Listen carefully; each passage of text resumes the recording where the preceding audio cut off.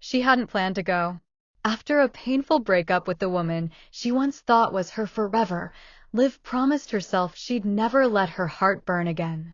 The ocean became her refuge, endless blue calm where she could hide from memories.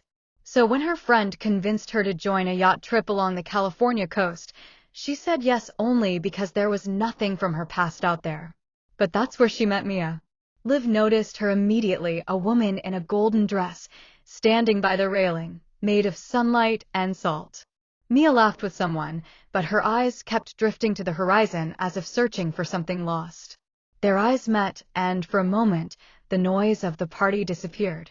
There was only wind, the faint scent of champagne, and the sound of a heartbeat.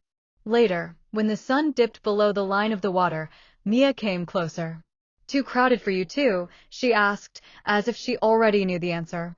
"Too loud," Liv replied. "I came here to hear the sea, not the conversations." Mia smiled and stood beside her.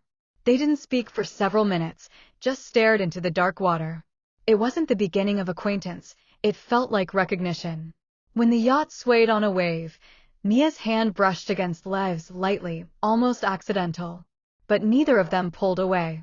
The touch was quiet but powerful, like breathing after silence. "I lost someone too," Mia said, her gaze still fixed on the ocean. "I thought I'd never feel anything but exhaustion again." "And now?" Liv asked softly. "Now, I don't want to run anymore." Liv turned toward her, and words suddenly became unnecessary. Only the glow of sunset touching their faces and the wind tangling their hair. Mia stepped closer. Liv felt her breath mix with the ocean air, and she couldn't resist.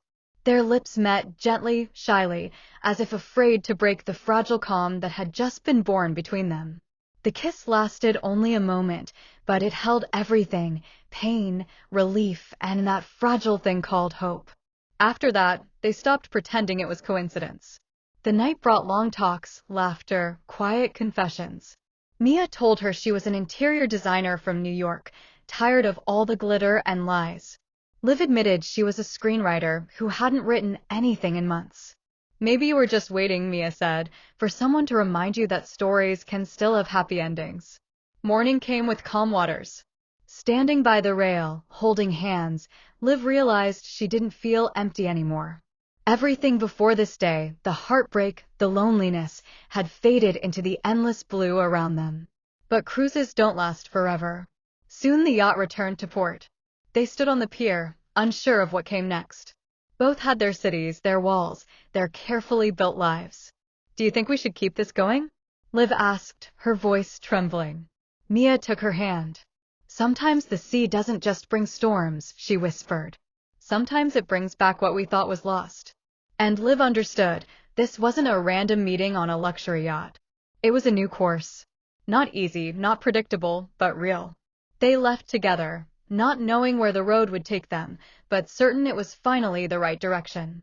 And the sea stayed behind, a silent witness to the beginning of their story, one without pretense or coincidence. Just two women who dared to believe in love again.